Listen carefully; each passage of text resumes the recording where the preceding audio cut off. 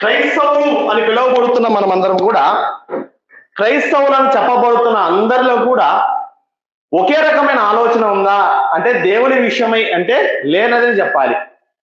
ఎందుకు అంటున్నామంటే బైబిల్ అంతట్లో మనము పరిశీలన చేయగలిగితే కనిపించేది దేవుడుగా కొలవబడే వాళ్ళు, దేవుడుగా పిలువబడుతున్న వాళ్ళ గురించి ఆలోచన చేస్తూ మనకు ముగ్గురు కనిపిస్తారని తెలిసిందే. దాంట్లో మనకు తండ్రి ఉన్నారు, కుమారుడు ఉన్నారు, అదేవిధంగా ఆత్మ అయిన పరిశుద్ధాత్మ దేవుడు కూడా ఉన్నాడు. అంటే దైవత్వమును ఆలోచన చేయడంలోనే అర్థం ఏంటంటే ఈ దైవత్వము అనేది, ఈ తత్వము అనేది, దేవుని యొక్క తత్వం అనేది ఈ ముగ్గురికి తప్ప ఇంకెవరికి కూడా లేదు అనే విషయం గురించి మనం ఆలోచన చేసుకోవాలి. మన స్పష్టత ఉంది. ఆ విషయం గురించి బైబిల్ కూడా మనం స్పష్టత ఇస్తుంది. అయితే క్రైస్తవులుగా చెప్పబడుతున్న అందరిలో కూడా ఒకే రకమైన ఆలోచన ఉందా అంటే లేదని చెప్తున్నాం మనం. ఎందుకు చెప్తున్నామంటే కొంతమంది క్రైస్తవులు ఎలాగ ఆలోచన చేయగలిగారంటే వాళ్ళకి అర్థమైన విషయాలను బట్టి ఒక్క వ్యక్తే ముగ్గురు పాత్రలు పోషించారు అన్న ఒక బోధ ఉంది. అంటే తండ్రే కుమారుడుగా, కుమారుడే పరిశుద్ధాత్మగా ఆ ఒక్క వ్యక్తే మూడు పాత్రలు పోషించారు అన్న ఒక బోధ ఉంది. ఇంకొంతమంది ముగ్గురుగా కనిపిస్తున్నారు కాబట్టి ముగ్గురు దేవుళ్ళు క్రైస్తవులైన మనకు అనేసి బోధించే బోధ ఉంది. మరి బైబిల్ దేనిని అంగీకరిస్తుంది అని మనము పరిశీలన చేస్తున్నాం. ఇప్పుడు ముగ్గురుగా చెప్పబడుతుండగా తండ్రియే కుమారుడుగా వచ్చాడా, కుమారుడే పరిశుద్ధాత్మగా వచ్చాడా, లేదా ముగ్గురుగా చెబుతుంది కాబట్టి క్రైస్తవులైన మనకు ముగ్గురు దేవుళ్ళ అన్న విషయం గురించి మనము చర్చించుకున్నాం గత సంవత్సరంలో. ఆ విషయాన్ని గురించి మనం నెమరు వేసుకుంటుండగా ఈరోజు ఆ క్లాస్ కొంచెం అడ్వాన్స్డ్ క్లాస్ గా ఈరోజు మనం ప్రారంభించబోతున్నాం. అంటే చెప్పబడిన మొదటి అంశాన్ని ఇంకొంచెం లోతైన విషయాలు ఈరోజు మనం నేర్చుకోబోతున్నాం. దాన్ని నేర్చుకునే ముందు మనం గత సంవత్సరంలో పరిశీలన చేసుకున్న విషయాలు ఒకసారి పరిశీలన చేసుకోగలిగితే, నెమరు వేసుకోగలిగితే మొట్టమొదటిగా క్రైస్తవులుగా మనకు ఒక్క దేవుడా ముగ్గురు దేవుళ్ళ అనే విషయం గురించి ఆలోచన చేశాం. దైవత్వంలోని తండ్రి, కుమారుడు, పరిశుద్ధాత్మ ఉన్నారు కాబట్టి తండ్రిని గురించిన విషయాలు మనం పరిశీలన చేసుకున్నాం. తండ్రి అయిన దేవుని గురించి బైబిల్ ఏం చెబుతుంది, ఆయన యొక్క లక్షణాలు ఎలాంటిది, ఆయన స్వభావాలు ఎలాంటిది, ఆయన సృష్టికర్తగా బైబిల్ ఎలా సంబోధించింది అనే విషయాల గురించి మనము నేర్చుకుని ఉన్నాం. ఎక్కడ మనం స్టాప్ చేశామంటే ఎక్కువ శాతము యేసుక్రీస్తు వారిని గురించి క్రైస్తవులలో సరైన అవగాహన లేని కారణంగా మనం క్రీస్తుని గురించి పరిశీలన చేస్తుండగా ఎక్కువ విషయాలు నేర్చుకున్నాం. గత సంవత్సరం నేర్చుకున్నట్లయితే యేసుక్రీస్తు వారి గురించి మనము నేర్చుకోవడంలో ప్రారంభించి అసలు యేసుక్రీస్తు వారు ఎప్పటి నుండి ఉన్నారు, అదేవిధంగా తండ్రి ఎప్పటి నుండి ఉన్నారు, కుమారుడు ఎప్పటి నుండి, పరిశుద్ధాత్మ ఎప్పటి నుండి ఉన్నారని ఒక అంశం గురించి నేర్చుకున్నాం. దాని తర్వాత క్రీస్తు గురించి ప్రత్యేకంగా ప్రారంభించి అసలు యేసుక్రీస్తును కుమారుడు అంటున్నారు కదా, అసలు కుమారుడు అనగా ఏంది, బైబిల్లో అయితే చాలా మందికి కూడా కుమారుడు అన్న పేరు అనేది చెప్పబడింది కదా, దేవుని కుమారులు, దైవ కుమారులు అనేసి. మరి వారికిని యేసుక్రీస్తు వారికిని తేడా ఏమిటి అని ఆలోచన చేశాం. ఇంకొంచెం ముందు ఆలోచన చేయగలిగితే యేసుక్రీస్తు వారి గురించి మనం ఎక్కువ శాతం కొత్త నిబంధనలోనే ఆలోచన చేస్తున్నాం కదా, మరి పాత నిబంధనలో ఆయన ఒక ప్రత్యక్షతలు ఏమైనా ఉన్నాయా, యేసుక్రీస్తు వారు పాత నిబంధనలో ఎక్కడైనా మాట్లాడారా, అసలు ఆయన గురించిన విషయాలు రాయబడి ఉన్నదా అన్న విషయాల గురించి మనం ఆలోచన చేస్తుండగా ఒక వచనాన్ని మనం మూలవాక్యంగా తీసుకొని ఆయన పురాతన కాలము మొదలుకొని శాశ్వత కాలము ప్రత్యక్షమవుచుండెను అన్న వచనాన్ని ఆధారం చేసుకొని యేసుక్రీస్తు వారి యొక్క ప్రత్యక్షతల గురించి మనం పరిశీలన చేశాం. పాత నిబంధనలో ఎక్కడ మాట్లాడాడు, మాట్లాడి ఉంటే ఎలాగో మాట్లాడాడు, ఏ నామముతో మాట్లాడాడు, ఎవరెవరితో మాట్లాడాలని కొద్ది విషయాలు మనం పరిశీలన చేశాం. ఆ ప్రత్యక్షతల గురించి ఒక 3 భాగాలుగా మనం ఆలోచన చేస్తూ చివరిగా మనము స్టాప్ చేసింది ఎక్కడంటే యేసుక్రీస్తు వారిని కుమారుడిని బైబిల్ చెబుతుంది కదా, ఆయన ఎప్పటి నుండి కుమారుడు. చివరిగా మనము దైవత్వంలోని విషయాల గురించి పరిశీలన చేస్తూ చివరిగా మనము ముగించిన అంశం ఏంటంటే గత సంవత్సరంలో కుమారుడు అని చెబుతున్నగా యేసుక్రీస్తు వారిని ఆయన ఎప్పటి నుండి దేవుని కుమారుడు అంటే కుమారుడు యేసుక్రీస్తు వారి గురించి చెప్పబడుతుంది కాబట్టి ఆ కుమారత్వానికి ఏమైనా ప్రారంభం ఉందా, ఒకవేళ ప్రారంభం ఉంటే పరలోకంలో ప్రారంభమా, భూలోకంలో ప్రారంభమా, లేదా ఆయన నిత్య కుమారుడా అన్న విషయాల గురించి మనం కూడా గత సంవత్సరం నేర్చుకున్నాం. అక్కడితో మనం చివరిగా ముగించాం. దేవుడు అవకాశం ఇస్తే క్రీస్తు వారి గురించి ఇంకేమైనా మిగిలిన విషయాలు ఉంటే మనం నేర్చుకునే ప్రయత్నం చేద్దాం. అయితే ఇప్పుడు మనము నేర్చుకున్న మొదటి విషయం ఉంది చూడండి, తండ్రి, కుమారుడు, పరిశుద్ధాత్మ ముగ్గురు కలిపిన విషయాలలో క్రైస్తవులుగా మనము ఆరాధిస్తున్నది ముగ్గురు దేవుళ్ళను కాదు, ఒక్క దేవుడినే అని ఆలోచన చేశాం. దీంట్లో ఒక్క దేవుడు అనేసి బైబిల్ చెబుతుంది కాబట్టి బైబిల్ అంతట్లో కూడా పాత నిబంధనలు అంతట్లో కూడా మీరు చాలా సందర్భాలు పరిశీలన చేయగలిగితే దేవుడు ఒక్కడే అనేసి చాలా సందర్భాల్లో మనకు వాక్యం తెలియజేస్తుంటుంది. ఆ వచనం చదువుకొని ముందుకు ప్రారంభించుకుందాం. యెషయా గ్రంథము 43వ అధ్యాయము 10వ వచనం ఒకసారి చదువుకుందాం. యెషయా గ్రంథము 43వ అధ్యాయము 10వ వచనం మనం ఒకసారి పరిశీలన చేద్దాం. నన్ను నమ్మి నేనే ఆయనని గ్రహించినట్లు మీరును నేను ఏర్పరచుకొనిన నా సేవకుడును నాకు సాక్షులు చెబుతూ, చూడండి, నాకు ముందుగా ఏ దేవుడును నిర్మింపబడలేదు, నా తరువాత ఏ దేవుడు ఉండడు అని సాక్షాత్తు దేవుడు చెప్పిన మాట ఇది. ఏమని చెప్తున్నారు దేవుడు? నాకు ముందు ఏ దేవుడు నిర్మింపబడలేదు, నా తర్వాత కూడా ఏ దేవుడు ఉండడు, దేవుడు నేనే అని చెప్తున్నారు. అంటే ఒక్క ఆయననే తన గురించి మాట్లాడుతున్నట్టు ఇక్కడ అర్థమవుతుంది. అదే యెషయా గ్రంథము 44వ అధ్యాయము 6వ వచనం ఒకసారి చూడండి. ఇశ్రాయేలీయుల రాజైన యెహోవా వారి విమోచకుడైన సైన్యములకు అధిపతి యెహోవా ఇలాగ సెలవిచ్చున్నాడు, నేను మొదటివాడను కడపటివాడను, నేను తప్ప ఏ దేవుడు లేడు. స్పష్టత ఇస్తున్నారు చూడండి. నాకు ముందుగా ఏ దేవుడు లేదు, నాకు ఈ తర్వాత ఏ దేవుడు కూడా ఉండడు అన్నారు. అదే విధంగా నేను తప్ప ఏ దేవుడు లేడు అంటున్నారు. కాబట్టి ఈ వచనం గురించి తీసుకొని ఇదే కొత్త నిబంధనల చాలా సందర్భాల్లో కూడా మనకు దేవుడు ఒకడే అన్న మాటలు ఉంటాయి. కాబట్టి ఈ వచనాన్ని కొంచెం పరిశీలన చేసిన విశ్వాసులు ఏం చేశారంటే, బైబిల్ అంతలో కూడా దేవుడు ఒక్కడే ఉంది కాబట్టి ఇదిగో ఈయన మాత్రమే దేవుడు ఒక్కడే ఉంది. ఏమన్నది బైబిల్లో? నేను తప్ప ఏ దేవుడు ఉండకూడదు అని ఉంది. నాకు ముందు ఏ దేవుడు లేదు, నా తర్వాత ఏ దేవుడు ఉండడు అంటుంది బైబిల్. కాబట్టి ఒకవేళ ముగ్గురుగా తీసుకుంటే ముగ్గురు దేవుళ్ళు అయిపోతున్నారు కదా. కాబట్టి ఏం చేద్దామంటే, దేవుడు ఒక్కడే అని చెప్పబడినప్పుడు తండ్రి మాత్రమే దేవుడు అని బోధలు తీసుకువచ్చారు సంఘాలలోనికి. అయితే అక్కడ బైబిల్ చెబుతున్న ఉద్దేశం ఏంది? ఏ కారణాన్ని బట్టి దేవుడు చెప్తున్నాడు? ఇక్కడ నేను తప్ప అని చెబుతుండగా ఆయన ఆ ముగ్గురిని కలుపుతోని మాట్లాడుతున్నాడు విషయం స్పష్టత అర్థం కాలేని పరిస్థితుల విశ్వాసుల మనుషులు ఈయన మాత్రమే దేవుడు, ఈయన దేవుడు కాదని చెప్తారు. మళ్ళా ఇంకొంతమంది ఈయన దేవుడుగా అంగీకరించినా కూడా యేసుక్రీస్తు వారిని చిన్న దేవుడు అన్న ఒక బోధలు. అంటే చిన్న దేవుడు అంటే ఈయన కంటే ఈయన తక్కువవాడు, ఈయనకంటే ఈయన మాటలు వింటున్నాడు కాబట్టి ఈయన గొప్పవాడు అని చెబుతూ ఈయన తక్కువవాడుగా చేసే ప్రయత్నం చేస్తూ క్రీస్తు వారి యొక్క దైవత్వాన్ని తక్కువ చేసే ప్రయత్నం చేశారు. ఇంకా పరిశుద్ధాత్మ కూడా ఈయన కంటే తక్కువ అని చెప్పారు. ఎందుకంటే నేను వెళ్ళి మీ కొరకు వేరొక ఆదరణకర్తను పంపిస్తానని యేసుక్రీస్తు వారు చెప్పారు కాబట్టి ఈయన వెళ్ళి ఈయనను పంపుతున్నాడు కాబట్టి ఈయన కంటే ఇంతవాడు. అంటే తండ్రి తర్వాత స్థానం క్రీస్తు వారికి ఇచ్చి క్రీస్తు వారి తర్వాత స్థానము పరిశుద్ధాత్మకి ఇచ్చారు. దేవుడిని ఒప్పుకోరు. అంటే ఒప్పుకున్నా కూడా కొంతవరకు దేవుడు అంటే ఈయన లాంటి దైవత్వపు లక్షణాలు వీరిలో లేదు అని తీసుకొచ్చారు బోధలు. ఇలా ఉంటున్నది క్రైస్తవంలో అనేకమైన బోధలు ఉంది. కొంతమంది ఏమో తండ్రి మాత్రమే దేవుడు అన్నారు, ఇంకొంతమంది ముగ్గురు దేవుళ్ళు మనకు అన్నారు. కానీ బైబిల్ చెబుతున్న సందర్భాలు ఏదో పరిచయం చేయలేకపోయారు. అయితే మనము స్పష్టత చేసుకోవాల్సిన ఒక విషయం ఏంటంటే, మనము వీరి గురించి తెలుసుకోవాలంటే వీరే చెప్పాలి. నా గురించి ఎవరికైనా తెలియాలంటే నాకంటే నా గురించి ఎక్కువగా ఎవరికి తెలియదు. మీ గురించి ఎవరికైనా తెలియాలంటే కొంతవరకు తెలిసి ఉండొచ్చు, అయితే పూర్తిగా మీ గురించి మీకే తెలిసి ఉంటుంది. అదే విధంగా దైవత్వంలోని తండ్రి కానీ, కుమారుడు కానీ, పరిశుద్ధాత్మ కానీ వీరు ముగ్గురు గురించి మనం తెలుసుకోవాలంటే వాళ్ళు చెప్పాలి. వాళ్ళు చెప్తేనే వాళ్ళ గురించి మనకు అర్థమవుతుంది. సో లేదా వాళ్ళు చెప్పబడిన మాటలైనా ఉన్నట్లయితే దాన్ని మనం ఉంటే మనకు తెలియజేయబడుతుంది. ఇప్పుడు దైవత్వంలోని విషయాలను తెలుసుకోవాలంటే ఇప్పుడు ఏకైక ఆప్షన్ ఏంది మనకి? ఇప్పుడు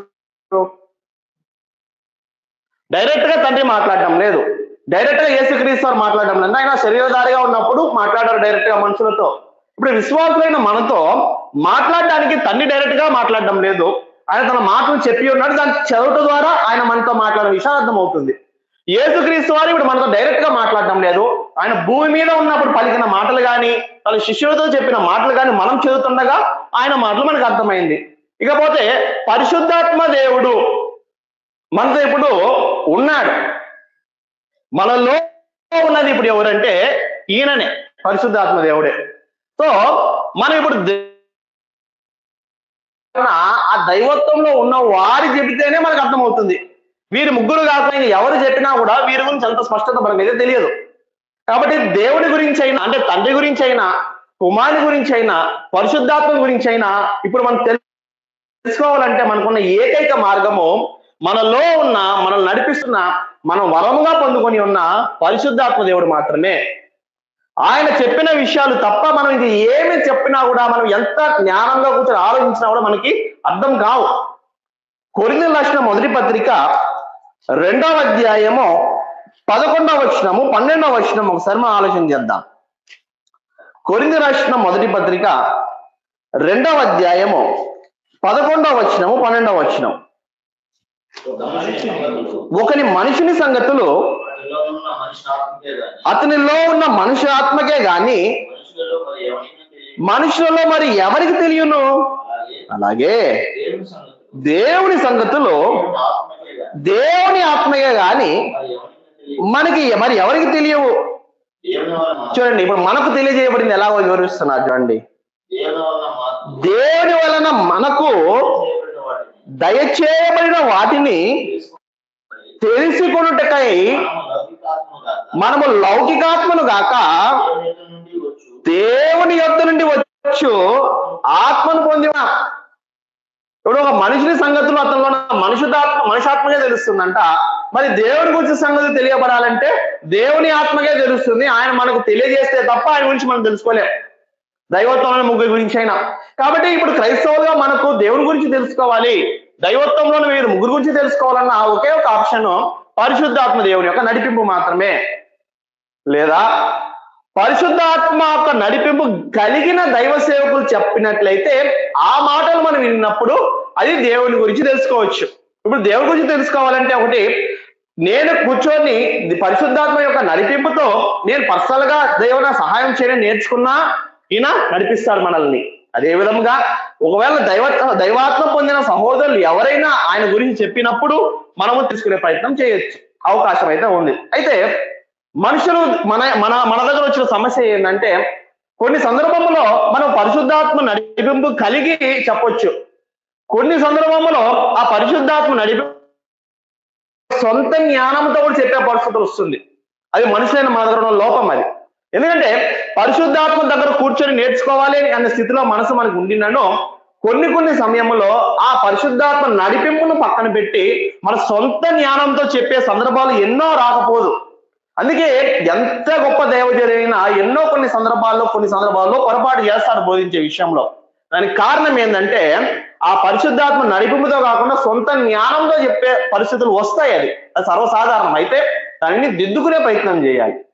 అందుకే చూడండి, బెరియా సంఘపు వారు పౌలు గారు చెప్పిన సంగతులు అలా ఉన్నదా లేదా పరిశీలన చేశారంట. అంటే పౌలు గారు ఎంత గొప్ప భక్తుడు, ఎంత గొప్ప దైవజనుడు అయినను ఆయనను పూర్తిగా ఆధారపడలేదు.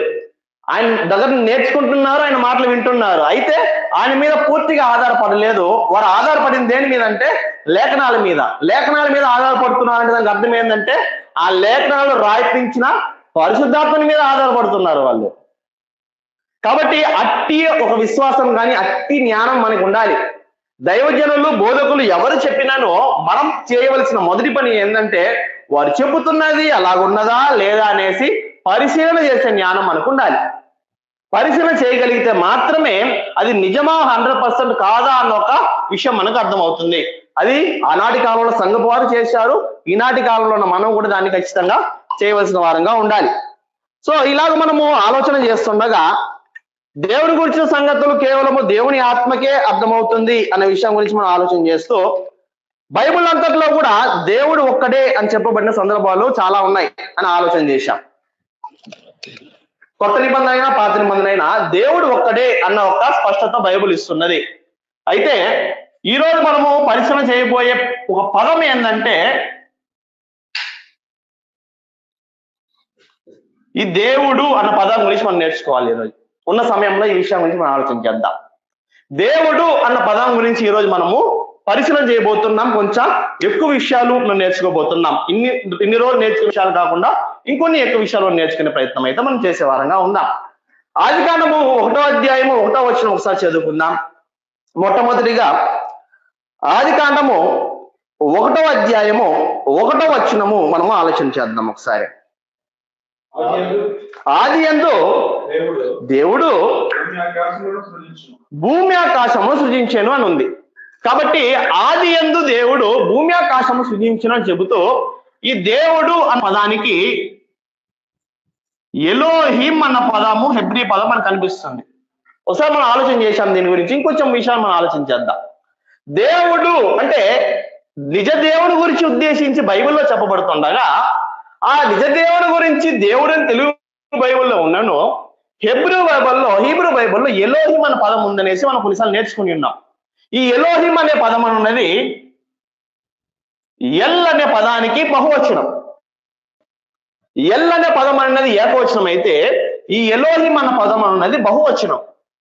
కాబట్టి మీరు ఆదికాండము 1వ అధ్యాయము 1వ వచనం అంటే బైబిల్లోని మొదటి పుస్తకంలోని 1వ అధ్యాయంలోని 1వ వచనమును మనం పరిశీలన చేయగలిగితే దేవుడు తను తాను ఎలాంటి వాడని ప్రత్యక్షపరుచుకున్నాడు. అక్కడే ఆయన ఎలా ప్రత్యక్షపరుచుకున్నాడంటే ఈ దేవుడు రాయబడిన చోట ఎల్ అనే పదం రాయబడలేదు, కానీ ఎలోహిం అనే పదం రాయబడింది. అంటే బహువచనాన్ని అక్కడ సూచించడం జరిగింది. అంటే మీరు పదం చూడగలిగితే దేవుడు అనేసి ఏకపదానే ఉన్నను, దాని అర్థమైతే దేవుళ్ళు అన్న బహుపదం వస్తుంది, బహువచనం అర్థం వస్తుంది. ఎలోహం అన్న ఒక పదం. కాబట్టి దేవుడి గురించి మనం ఆలోచన చేస్తూ మొదటి వచనంలోనే దేవుడి గురించి మనం నేర్చుకోవాలని చూస్తుండగా దేవుడు ఒక్కడే మనం ఆలోచన చేస్తుండగా మొదటగా దేవుడి గురించి మన పరిశీలన అవసరం. కాబట్టి ఆ దేవుడు అన్న పదం గురించి మనం ఆలోచన చేస్తుండగా ఎలోహిం అన్న పదం గురించి మనం ఆలోచన చేస్తున్నాం. ఈ ఎలోహిం అన్న పదము చూడడానికి ఏకవచనంగా కనిపించినను దానిలోని అర్థం అన్నది బహుళత్వాన్ని ఇస్తుంది. అయితే బహుళత్వం ఉంది కాబట్టి ఇక్కడ ముగ్గురు కనిపించినను వీరు ముగ్గురు దేవుళ్ళని బహువచనంగా మనం సంబోధించిన వీలు కాదు. ఎందుకంటే బహువచనంగా దేవుళ్ళు అని చెప్పబడి ఉన్నను మీరు ఆ మొదటి వచనం పరిశీలన చేయగలిగితే ఆదియందు దేవుడు భూమి ఆకాశమును ఏమని ఉండడం చూస్తుంది. లాస్ట్ పదం ఉంటుంది చూడండి, సృజించెను అని ఉంటుంది. అంటే ఒక వ్యక్తి చేసినట్టు. ముగ్గురుగా ఉన్నను అంటే ముగ్గురు బహుళత్వం ఉన్నను ఆ పదంలో సృజించెను అనేసి ఒక్కరిని ఉద్దేశించి చెప్పినట్టు చెప్పబడుతుంది. కాబట్టి మనము అర్థం చేసుకోవాల్సిన విషయం ఏంటంటే దేవుడు ఎలోహిం అని చెప్పబడుతుండగా ఆ ఎలోహిం అన్న పదంలో బహుళత్వం ఉన్నను అది ఒక్క వ్యక్తిని సూచించినట్టే సూచిస్తుంది. అంటే ఒక దేవుడిని సూచించినట్టే సూచిస్తుంది. కాబట్టి దేవుడు అంటే నాకు అర్థం ఏంటంటే ఆ పదంలోనే బహుళత్వం ఉంది. అందుకే 1వ అధ్యాయం 26వ వచనం మనం చదువుతాం కదా. ఆదికాండం 1వ అధ్యాయం 26వ వచనంలో మనం చూసినాం కదా. ఏమని చెప్తారు? దేవుడు మన స్వరూపమందు మన పోలిక చొప్పున నరులను చేయదు. అక్కడ కూడా 26వ వచనంలో కూడా ఎలోహిం అన్న పదమే ఉంటుంది. అంటే ఎలోహిం మన స్వరూపమందు మన పోలికల చొప్పున నరులం చేయుదుము అన్న ఒక డిస్కషన్ అక్కడ జరుగుతున్నది. కాబట్టి అక్కడ కూడా మనకు అర్థమవుతున్నది ఏంటంటే బహుళత్వాన్ని సూచిస్తుంది ఆ పదం అన్నది ఎలోహింగా అని మనం ఆలోచన చేయాలి బైబిల్లో. కాబట్టి దేవుడు అన్న పదం గురించి ఇంకొంచెము మనం ఆ బహుళత్వాన్ని సూచించే పదంగా మనం అర్థమవుతున్న సందర్భాలు మనం పరిశీలన చేసాం. ఒకసారి నెమరు వేసుకుంటున్నాం. ఆదికాండము 3:22లో కూడా మనం చూస్తాం కదా. అప్పుడు దేవుడైన యెహోవా ఇదిగో మంచి చెడ్డలను ఎరుగునట్లు ఆదాము మనలో ఒకని వంట ఆడాయను. అక్కడ కూడా దేవుడు అన్న పదానికి ఎలోహిం అనే ఉంటుంది. అయితే అక్కడ చూసినప్పుడు మనము మనలో ఒకని వంటి వాడు ఆయన అనేసి ఆయన ఒకరి గురించి అన్నట్టు కాకుండా ఎక్కడో ఇంకా ఇద్దరు ముగ్గురు ఉన్నట్టు ఆయన మాట్లాడుతున్నారు. మనలో మన స్వరూపము అని చెప్తున్నారు చూడండి. అంటే దేవుడు ఫస్ట్ ఉండే కూడా ఆయన స్పష్టతగా మనకు బైబిల్లో తెలియజేసిన విషయాలు చాలానే ఉన్నాయి. ఆయన ఎవరు, ఆయన ఎలాంటి వాడు అనేసి. అయితే మానవులైన మన జ్ఞానానికి ఆ విషయాలు అందలేదు అంతే. కాబట్టి పదం అన్నది బహుళత్వంగా ఉన్నను ఒక్క దేవుని సూచిస్తుంది ఆ పదం అనేది మనం గుర్తుపెట్టుకోవాలి. అయితే ఆ దేవుడు అన్న పదంలోనే బహుళత్వం ఉంది. ఆ పదాన్నే బైబిల్లో ప్రయోగించాలనేసి మనకు కొద్ది వరకు తెలుసు. అయితే మనం తెలుసుకోవలసిన మరొక విషయం ఏంటంటే ఇప్పుడు ఒక దేవుడు అంటున్నాం. బైబిల్లో దేవుడు తను తాను ప్రత్యక్షపరుచుకునేది ఒక దేవుడు అని మనం ఆలోచన చేస్తుండగా, ఆ ఒక్క దేవుడు అన్న పదంలోనే బహుళత్వం ఉంది అని ఆలోచన చేస్తుండగా, ఇప్పుడు ఈ దైవత్వంలో ఉన్న తండ్రిని, కుమారుని, పరిశుద్ధాత్మను ముగ్గురిని కలిపి వాడవలసిన సందర్భాలు ఎక్కడ మనకు వచ్చింది అనుకుందాం. బైబిల్లో మనం ఒక దేవుడు అని ఆలోచన చేస్తున్నాం, మరి ముగ్గురు వేర్వేరు వ్యక్తులను ఆలోచన చేస్తున్నాం. మరి ఈ ముగ్గురిని కలిపి ఒక సందర్భంలో ఎక్కడ చెప్పవలసిన పరిస్థితులు వచ్చింది అనుకోండి, అప్పుడు మనము కూడా బహుళత్వాన్ని యూజ్ చేయాలా, మరి దేవుడు ఒకటే కాబట్టి ఏకవచనంతో సంబోధించాలా? అర్థముందా ప్రశ్న? మనం ఏమని చూస్తున్నామంటే దేవుడు అన్న పదమే ఒక్కటిగానే సంబోధిస్తున్నట్టు మన బైబిల్లో కనిపిస్తున్నాను, దాని యొక్క అర్థమేమో బహుళత్వాన్ని ఇస్తుందని చూస్తున్నాం. మనం ఇప్పుడు ఎక్కడైనా సమాజంలోనో సంఘంలోనో వెళ్ళి ఎక్కడైనా చెప్పాలంటే ఇప్పుడు తండ్రిని, కుమారుని, పరిశుద్ధాత్మను ముగ్గురిని కలిపి చెప్పవలసిన పరిస్థితులు వచ్చినప్పుడు మనం వీరిని గురించి చెప్పేటప్పుడు బహుళత్వాన్ని యూజ్ చేయొచ్చా లేదా ఏకవచనంతోనే సంబోధించాలా అన్న ఒక ప్రశ్న మనకు వచ్చినప్పుడు దానికి యేసు ప్రభు వారు చెప్పిన సమాధానం ఏంటంటే, యోహాను సువార్త 14వ అధ్యాయము 23వ వచనం ఒకసారి చదువుకుందాం. యోహాను సువార్త 14వ అధ్యాయము 23వ వచనం. యేసు, ఒకడు నన్ను ప్రేమించినడలా వాడు నా మాటను గైకొనును, అప్పుడు నా తండ్రి వాణిని ప్రేమించును, మేము వాని యొద్దకు వచ్చి వాని యొద్ద నివాసం చేద్దాము. కాబట్టి తండ్రిని ఈయన గురించి చెప్పే సందర్భంలో వారు పెట్టిన పదం చూడండి, మేము. బహువచనాన్ని యూజ్ చేస్తున్నాడు యేసుక్రీస్తు వారు. స్టార్టింగ్ లో నాకు డౌట్ ఉండేది, మేము లేదా వారు అనేసి బహుళత్వాన్ని యూజ్ చేసినట్టు యూజ్ చేయొచ్చా అని డౌట్ ఉండేది. అయితే స్పష్టంగా మనం బైబిల్లో రాయబడింది ఏంటంటే, మేము అన్న ఒక పదం యేసుక్రీస్తు వాడుతున్నారు బహుళత్వంగా. అంటే ఆయనతో పాటు ఇంకోని ఉద్దేశించి తండ్రి గురించి చెప్పే సందర్భంలో బహుళత్వ పదాన్ని యూజ్ చేస్తున్నారు. కాబట్టి మనం కూడా తండ్రి గురించి, కుమారు గురించి, పరిశుద్ధాత్మ గురించి చెప్పే సందర్భంలో ఒకే సమయంలో వారు అన్న బహుళత్వ పదాన్ని మనం అయితే యూజ్ చేయడంలో ఏ తప్పైతే లేదు అనేసి బైబిల్ చెప్తున్నారు. అయితే మనము గుర్తు చేసుకోవాల్సిన మరొక ప్రాముఖ్యమైన విషయాలు ఏమంటే, ఈ ఎలోహిం అన్న పదం అన్నది దేవుడి గురించి చెబుతున్నది అని ఆలోచన చేశాం. దేవుడి గురించి చెప్తున్న సందర్భంలో, సమయాలలో, వచనాలలో దేవుడుగా ఒక పదం ఏకవచనంగా కనిపించినను దాని యొక్క అర్థం ఉన్నది బహుళత్వము అనేసి ఆలోచన చేశాం కదా. అయితే మనం నేర్చుకోవాల్సిన మరొక విషయం ఏంటంటే, ఈ ఎలోహిం అన్న పదము దేవుడికి మాత్రమే ఉపయోగించబడలేదు బైబిల్లో. ఈ ఎలోహిం అన్న పదము, ఈ దేవుడు అన్న పదము బైబిల్లో దేవునికి మాత్రమే ఉపయోగించబడలేదు. చాలా వేరే వారికి కూడా ఈ ఎలోహిం అన్న పదం అనేది ఉపయోగించబడింది. అది ఎవరికో అని మనం ఒకసారి ఒక వచనాలు వెంబడి మన వచనం ఆలోచన చేసే ప్రయత్నం చేద్దాం. దేవుడికి కాకుండా, అంటే నిజ దేవుడికి కాకుండా ఈ ఎలోహిం అన్న పదము ఇంక ఎవరికి కూడా ఉపయోగించబడింది అని మనము ఆలోచన చేద్దాం ఒకసారి. నిర్గమకాండము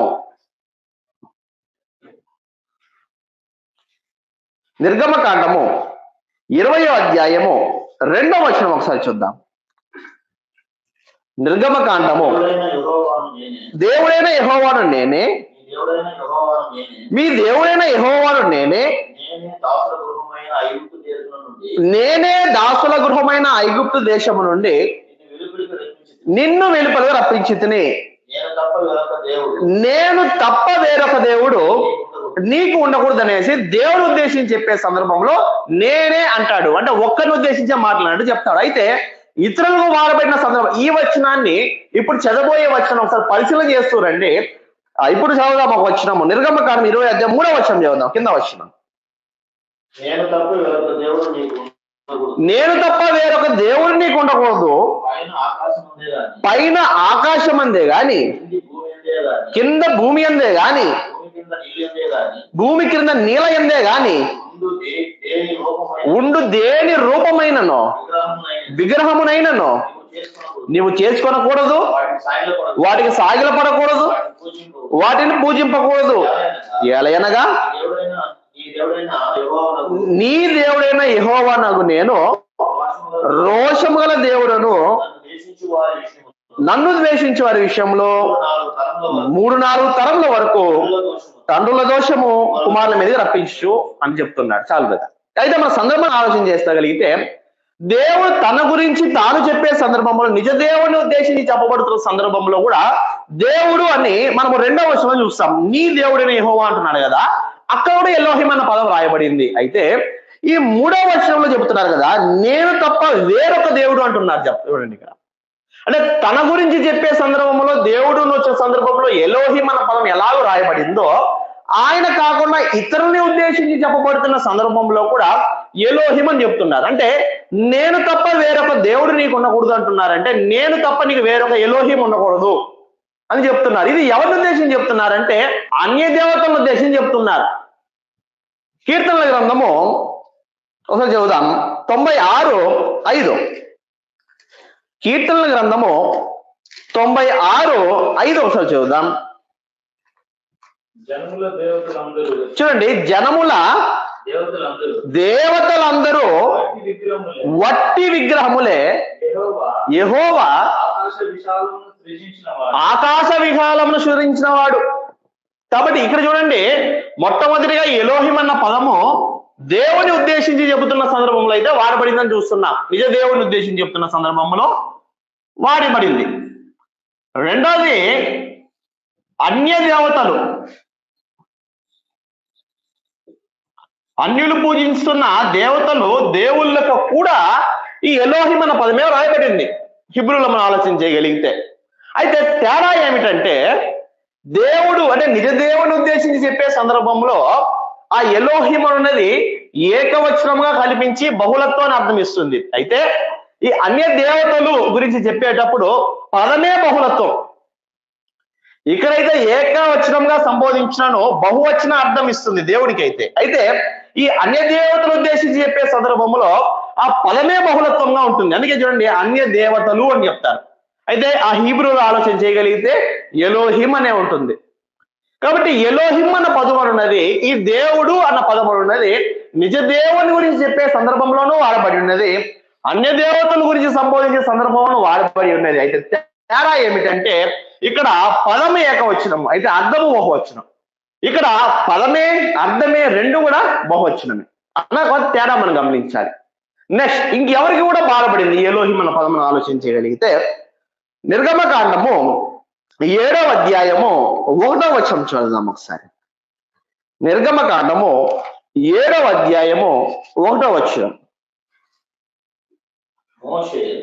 మోషే మందిరమును నిలవబెట్టుట 7:1 కాగా యెహోవా మోషేతో ఇట్లా నేను, ఇదిగో నిన్ను ఫరోకు దేవునిగా నియమించితిని, నీ అన్న అహరోను నీకు ప్రవక్తగా ఉన్నాడు. ఇక్కడ చూడండి, ఎవరిని ఉద్దేశించుకుని దేవుడు అని చెబుతున్నారంట. ఈ వర్షం ప్రకారం ఎవరిని దేవుడిని రాయబడి ఉన్నది? మోషే గారిని ఎవరికి దేవుడు అంట? ఫరోకు దేవుడు అంట. సాధ్యమేనా ఇది? అంటే ఇక్కడ కూడా వాయబడ్డ పదం ఏంటంటే ఎలోహిమే. ఏ పదం అయితే దేవుని ఉద్దేశించి రాయబడినప్పుడు ఎలోహిం అన్న పదం రాయబడి ఉన్నదో, ఏ పదం అయితే అన్య దేవతలు ఉద్దేశించి రాయబడిన ఎలోహిం అన్న పదం రాయబడి ఉన్నదో, మోషే గారి గురించి చెప్పేటప్పుడు కూడా ఆ ఎలోహిం అనే పదం రాయబడింది. అయితే ఇక్కడ కూడా అర్థం వేరు. ఇక్కడ ఎలాగ అర్థం వేరో మోషే గారికి కూడా సంబంధించినప్పుడు రాయబడిన సందర్భంలో అర్థం వేరు. ఈ సందర్భంలో అర్థం ఏంటంటే, మోషే గారిని దేవుడు ఆ ఫరో మీద అధికారిగా పెడతాడు అన్న సందర్భాన్ని వివరిస్తూ ఎలోహింగా అంటే దేవుడుగా పెడతాడని అర్థం వస్తుంది. ఇక్కడ ఈ మోషే గారి గురించి ఎలోహిం అని రాయబడిన సందర్భంలో అర్థం ఏంటంటే అధికారి అని అర్థం. ఇక్కడైతే పదమే బహుళత్వం, ఇక్కడ పదము ఏకవచనంగా ఉండడం, అర్థం బహుళత్వం. తేడా గమనిస్తూ రావాలి మనం. నిజ దేవుడు ఉద్దేశించి చెప్పబడినప్పుడు ఎలా రాయబడింది, అన్ని దేవతలు ఉద్దేశించి రాయబడినప్పుడు ఎలా రాయబడింది, మోషే గారి గురించి చెప్పబడినప్పుడు ఎలా రాయబడింది, తేడా అర్థం కావాలి. ఇంకా ఆలోచన చేయగలిగితే ఈ ఎలోహిం, ఈ దేవుడు అన్న పదము బైబిల్లో న్యాయాధిపతులు కూడా ఉపయోగించబడింది. నిర్గమకాండము 21:6 చదువుదాం.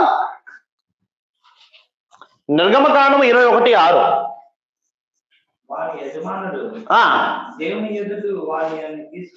దేవుని యొద్దకు వాడిని తీసుకొని రావలెను, మరియు వారి యజమానుడు ఓకే బ్రదర్, అక్కడ సందర్భం ఆలోచన చేయగలిగితే దేవుని యొద్దకు తీసుకుని రావాలని ఉంది కదా. దేవుని యొద్దకు ఆ యజమాని తీసుకురావాలంట. అంటే ఆ దేవుడు అని చెప్పబడిన సందర్భంలో ఫుట్ నోట్లో ఏముందో చూడండి, న్యాయాధిపతి. అంటే ఈ ఎలోహిం అన్న పదము ఎవరికి కూడా వాడబడిందంటే న్యాయాధిపతులు కూడా వాడబడింది బైబిల్లో. అయితే వీరికి కూడా అర్థం ఏమిటంటే దేవుడి యొక్క ప్రతినిధులుగా ఈ న్యాయాధిపతులు జనులకు తీర్పు తీర్చేవారు కాబట్టి వారికి కూడా ఎలోహిం అన్న పదము బైబిల్లో రాయబడి ఉన్నది. దేవుడు అన్న పదము వారికి కూడా ఉపయోగించడం జరిగింది బైబిల్లో. అర్థమైతే దేవుడి ప్రతినిధులుగా తీర్పు తీరుస్తున్నారు కాబట్టి, న్యాయం తీరుస్తున్నారు కాబట్టి ఈ న్యాయాధిపతులు కూడా దేవుడు లేదా ఎలోహిం అన్న పదం అనేది బైబిల్లో వాడబడింది అనేసి మనం అర్థం చేసుకోవాలి. కాబట్టి తేడాలు మనం గమనిస్తూ రావాలి. మనం చేస్తున్న పరిస్థితులు ఏంటంటే ఇప్పుడు దేవునికి వాడబడింది, అన్య దేవతలకు వాడబడింది, మోషేకు వాడబడింది, న్యాయాధిపతులకు వాడబడుతుండగా ఈ తేడాలు మనం పరిశీలన చేస్తూ రావాలి. దేవుడి గురించి చెప్పబడినప్పుడు ఎలా, ఏ అర్థంతో వాడబడింది, అన్య దేవతలు ఉద్దేశించి చెప్పబడుతున్నప్పుడు ఏ అర్థంతో వాడబడింది, మోషే గారి గురించి న్యాయాధిపతుల ఉద్దేశించి చెప్పబడినప్పుడు ఏ అర్థంతో రాయబడిందని చెప్తారు. ఈ వచనమే అంటే న్యాయాధిపతులు ఉద్దేశించి చెప్పబడిన ఆ దేవుడు అన్న పదాన్ని కీర్తనల గ్రంథము 82:1 చదువుదాం. ఈ వచనం చాలా మందికి ఇంత ముందు కాలంలో ఆలోచన చేయగలిగితే చాలా కన్ఫ్యూజన్ గా ఉండేది, చాలా పొరపడ్డారు ఈ వచనాన్ని. కీర్తనలు 82:1 దేవుని సమాజములో దేవుడు నిలిచి ఉన్నాడు, దైవముల మధ్యను ఆయన తీర్పు తీరుస్తున్నాడు. కాబట్టి ఇక్కడ ఎంతమంది దేవుళ్ళు ఉన్నారు, ఎంతమంది దేవుళ్ళు కనిపిస్తున్నారు చూడండి. వచనం పరిశీలన చేయగలిగితే దేవుని సమాజం ఒకటి ఉందంట. ఆ సమాజంలో ఎవరున్నారు, దైవములు ఉన్నారట. ఆ దైవముల మధ్య తీర్పు తీరుస్తున్నది ఎవరు, దేవుడు. ఫస్ట్ లైన్ లో ఆలోచన చేస్తే దేవుని సమాజంలో దేవుడు నిలిచి ఉన్నాడు. ఇప్పుడు ఆ నిలిచి ఉండు దేవుడు దైవముల మధ్య తీర్పు తీరుస్తున్నాడంట. అంటే దేవుడు అని చెప్పబడుతున్న ఆయన ఉన్నారు, దైవములు అని పిలువబడుతున్న వారు కూడా ఉన్నారు. 6వ వచనం చదవండి కింద.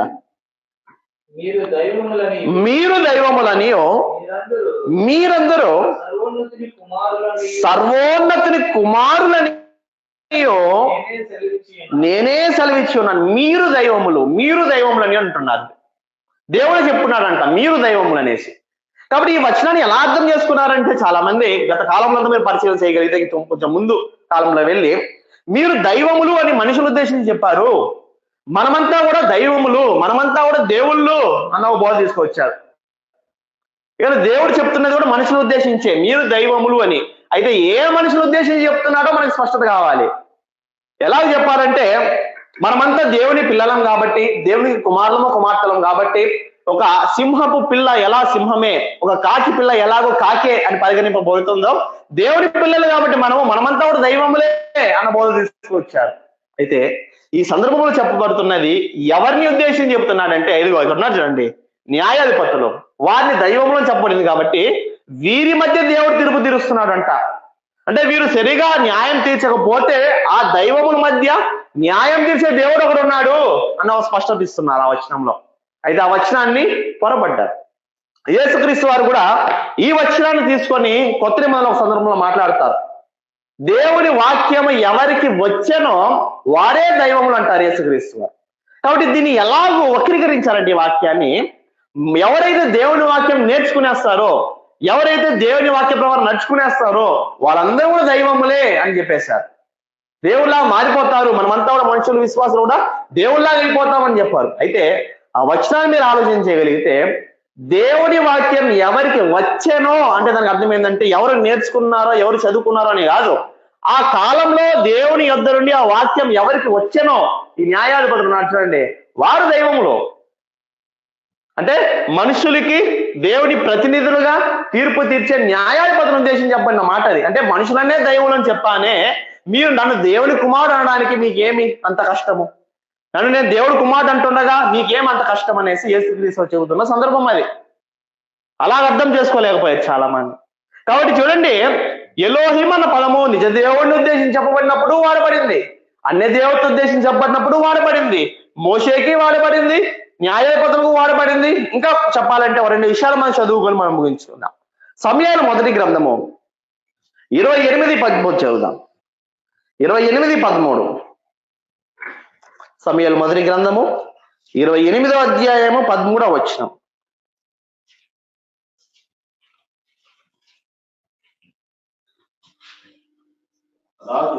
రాజు ఆ నీవు భయపడవద్దు, నీకు ఏమి కనబడినది ఆమెను అడుగగా ఆమె దేవతలలో ఒకడు భూమిలో నుండి పైకి వచ్చుట నేను చూచుచున్నాను. సందర్భం అంతా మనకు తెలిసిందే.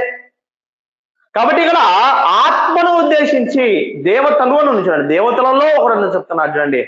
ఆత్మను ఉద్దేశించి కూడా ఎలోహిం అన్న పదం రాయబడింది అక్కడ, ఆత్మను ఉద్దేశించి కూడా. ఇంకొక సందర్భాన్ని మాత్రం ఆలోచన చేసుకొని ఆ సందర్భంలో ఎక్కడ వాడబడింది, ఎలా వాడబడిందో చూద్దాం. ఎవరికి వాడబడింది? కీర్తనలు 8:5. కీర్తనల గ్రంథము 8వ అధ్యాయము 5వ వచనం. దేవుని కంటే వారిని కొంచెం తక్కువగా చేసి ఉన్నావు, మహిమా ప్రభావములతో వారి కిరీటము ధరింపజేసి ఉన్నావు. ఇక్కడ చెబుతున్నది ఎవరి ఉద్దేశం చెప్తున్నారు? ఈ వచనము కీర్తనలు 8:5లో ఎవరి ఉద్దేశం చెప్తున్నారు? మరొకసారి చూద్దాం వచనం. దేవుని కంటే వాణిని కొంచెం తక్కువనిగా చేసి ఉన్నావు, మహిమా ప్రభావములతో వానికి కిరీటము ధరింపజేసి ఉన్నావు. ఎవరి ఉద్దేశం చెప్తున్న మాట? మనుషుడేనా? దీన్ని స్పష్టత ఇస్తూ హెబ్రీ రాసిన పత్రికలో మాట్లాడతారు. ఆ మాట చదువుకొని ముగించుకునేద్దాం. 2:6-7 చదువుతుంది. ఓకే, నీవు మనిషిని జ్ఞాపకం చేసుకున్నటకు వాడు ఏ పాటి వాడు? నీవు నరపుత్రిని దర్శించుటకు వాడు ఏ పాటి వాడు? నీవు దేవదూతల కంటే వారిని కొంచెం తక్కువనిగా చేసితివి, మహిమా ప్రభావములతో వారికి కిరీటము ధరింపజేసితివి. కాబట్టి ఇక్కడ మనం అర్థం చేసుకుంటగా మనిషిని ఉద్దేశం చెప్తున్నారు. ఎవరికంటే తక్కువ చేస్తాడు చెప్తున్నారు? ఎవరికంటే మనుషులు తక్కువ చేయబడ్డారంట? దేవదూతల కంటే. ఈ సందర్భాన్ని మనం కీర్తన గ్రంథంలో ఎలా చదివాము? కీర్తనలు 8:5లో ఒకసారి చదవండి అన్నమాట. కీర్తనలు 8:5 ఏమని చెప్తున్నారు చూడండి. దేవుని కంటే అంట. ఆడ దేవుడు అని చెప్పబడింది ఎవరిని ఉద్దేశించి? ఇప్పుడు దేవుడు అని చెప్పబడింది. ఈ వచనాన్ని స్పష్టత ఇస్తూ కొత్త నిబంధన ఎలా కన్ఫర్మేషన్ చేస్తున్నారు అంటే, ఇక్కడ దేవుడు అని చెప్పబడింది ఎవరిని ఉద్దేశించి అంటే అక్కడ దేవదూతలను ఉద్దేశించి. చూడండి, ఈ వచనం ఒకసారి చదవండి, ఆ వచనం ఒకసారి చదవండి. దేవుడి కంటే కొంచెం తక్కువగా చేస్తున్నాం అనేసి ఇక్కడ చెప్తున్నారు. అయితే కొత్త నిబంధనలో హెబ్రీ పత్రికలు ఏమంటున్నారు? దేవదూతల కంటే అంటున్నారు. ఇప్పుడు దేవుడు అని చెప్పబడింది ఎవరిని ఉద్దేశించి ఆ కీర్తన అంటే దేవదూతలు ఉద్దేశించి. కాబట్టి దేవదూతలకు కూడా దేవుడు అన్న పదం రాయబడి ఉన్నది. అంటే ఎలోహిం, దేవదూతలు. అయితే పదము ఒకటే అయినను అర్థాలు వేరు. దేవుడికి చెప్పబడిన సందర్భంలో అర్థం వేరు. అంటే దేవుడికి చెప్పబడిన సందర్భం ఎలా అర్థం చేసుకోవాలంటే పదం ఏకవచనం వలన అర్థం బహువచనం. అన్యదేవతల గురించి చెప్పేటప్పుడు పదమే బహువచనము, అర్థము బహువచనం. మోషే గారి గురించి చెప్పేటప్పుడు మోషే గారు దేవుడు ఫరో గారికి నియమించిన అధికారి అని చెప్పే సందర్భంలో ఎలోహిం అనే పదం వాడారు, దేవుడు అనే పదం వాడారు. నెక్స్ట్ న్యాయాధిపతులు నిర్మించిన సందర్భంలో దేవుడి ప్రతినిధులుగా వారు న్యాయము తీర్చేవారుగా ఉన్నారు కాబట్టి ఆ ఎలోహిం లేదా దేవుడు అన్న పదం రాశారు. ఆత్మను ఉద్దేశించి చెప్పే సందర్భంలో కూడా వారు దేవదూతల వంటి వారుగా ఉంటారని చెప్పబడే సందర్భంలో వారు దేవుడు అని పదం రాశారు. ఇక దేవదూతలు కూడా దేవుడు లాంటి ఒక ఆత్మలే కాబట్టి వాళ్ళని కూడా ఉద్దేశించి చెప్పే సందర్భంలో ఆ దేవుడు పదం రాయబడింది. అయితే అర్థాలు వేరు. వీరికంతా ఒక అర్థమైతే నిజ దేవుడి గురించి చెప్పేటప్పుడు మాత్రం ప్రత్యేకమైన అర్థము పదమైతే ఏకవచనము కనిపిస్తుంది, కానీ అర్థమైతే బహుళత్వాన్ని సూచిస్తుంది. అంటే ఒకరికంటే ఎక్కువ. కాబట్టి మనం తేడాలు గమనించాలి. ఎందుకంటే వీరికి అందరికీ కూడా ఇదే ఎలోహిం అనే పేరు పదం వాడబడి ఉన్నాను. అందరూ కూడా దేవుడికి సమానం అంటే కాదు, ఒకే పదం వాడబడిన ఆ పదం యొక్క అర్థాలు మనము సందర్భాలు బట్టి ఆలోచన చేయాలి. దేవుడికి వాడబడిన సందర్భంలో ఎలాగ చెప్పారు, చెప్పబడిన ఇతరులు చెప్పబడిన సందర్భంలో ఆ పదం ఎలాగో యూజ్ చేస్తారు అన్నాక తేడా మనం గమనించాలి. ఎందుకంటే ఎవరైనా ప్రశ్న వేసినప్పుడు కూడా మనము, ఎందుకంటే దేవుడికి అదే పదం వాడబడింది, చెప్పబడిన ఇతరులు కూడా అదే పదం వాడబడినది కదా. మరి వారితో పాటు దేవుడు సమానమా అని అన్నప్పుడు కాదు. ఒకే పదం ఉన్నను ఆ పదాల యొక్క అర్థాలు చాలా ఉంటాయి. మన కూడా ఒక పదానికి పర్యాయ పదాలు చాలా ఉంటాయి. కాబట్టి సందర్భాన్ని బట్టి ఎవరికి ఎలాంటి సందర్భంలో ఏ విధంగా వాడబడ్డారు అనేసి మనం నేర్చుకోవాలి. ఇలా నేర్చుకుంటూ మన హేతువదిగా వారికి కూడా మనము చక్కగా సమాధానం చెప్పేదానికి దేవుడు జ్ఞానం అయితే ఇవ్వాలని మనం కోరుకోవాలి. కాబట్టి చెప్పబడిన రీతిగా నేర్చుకున్న విషయము దేవత్వము అన్న అంశంలో దేవుని గురించి మనం తెలియబడాలంటే ఈరోజు మనకి ఏకైక ఒక్క ఆప్షన్ పరిశుద్ధాత్మ దేవుడు. ఆయన దగ్గర నేర్చుకోవాలి. ఆయన చేత నడిపింపబడిన సహోదరులు చెప్తే నేర్చుకోవాలి. ఎందుకంటే ఆయన చెప్పింది కాకుండా ఇంక ఎవరు ఏమి చేసినాను అది మనకు అర్థం కాని సందర్భము అందుకాని విషయాలు అవుతుంది అనేసి మనం గుర్తు చేసుకుంటూ దేవుడు ఒక్కడే అని బైబుల్ చెప్తున్న విషయాలు మనం పరిశీలన చేస్తుండగా దేవుడు అన్న పదం గురించి మనం నేర్చుకున్నాం. ఈరోజు దేవుడు అన్న పదం ఆ ఎలోహిం అన్న పదంగా వాడబడింది. అది ఎల్ అనే పదానికి బహువచనం అని చెబుతూ ఆ పదం ఎవరెవరికి బైబిల్లో రాయబడిందో అనేసి మనము కొద్ది విషయాలు దేవుడు నేర్చుకోవడానికి రూపు చూపినాడు. దేవుడు అవకాశం ఇస్తే ఒక్కడే అన్న పదం యొక్క అర్థం కూడా మనం తెలుసుకోవాలి. దేవుడు అన్న పదం అయితే ఎలోహిం అనేసి దాని అర్థం చూసాం కొన్ని వరకు. మనము ఒక్కడే అన్న పదం గురించి ఉంది. ఇక్కడ చాలా స్పష్టత కావాలి మనకి. ఎందుకంటే కొత్త నిబంధనలో కూడా తండ్రైన దేవుడు ఒక్కడే అని మాట ఉంటుంది. పాత నిబంధన అందరిలో కూడా దేవుడు ఒక్కడే అని ఉంది. మరి దేవుడు ఒక్కడే అని చెప్పబడిన సందర్భంలో ఈ ఒక్కడే అన్న పదము ఒక దేవుడినే అంటే ఒక వ్యక్తి ఈ దైవత్వంలోని ఒక వ్యక్తినే సూచిస్తున్నదా లేదా ఈ దైవత్వంలోని ముగ్గురు వ్యక్తులు సూచిస్తున్నదా ఒక్కడే అన్న పదము ఎలా బైబిల్లో రాయబడి ఉన్నది అన్న ఒక అర్థం కూడా మనకు తెలియాలి. కాబట్టి దేవుడు అవకాశం ఇస్తే ఈ విషయాలు కూడా మనము నేర్చుకుందాం. మరీ ప్రాముఖ్యమైన విషయాలు కూడా మనం దైవత్వంలోని ఎక్కువ విషయాలు నేర్చుకోవడానికి దేవుడు కృప చూపించాలనేసి ప్రభు చిత్తం అయితే దేవుడు అవకాశం ఇస్తే మనమంతా కూడా ఇంకెక్కువైన విషయాలు మనము నేర్చుకొని మనం ముందుకు ప్రయత్నం చేద్దాం.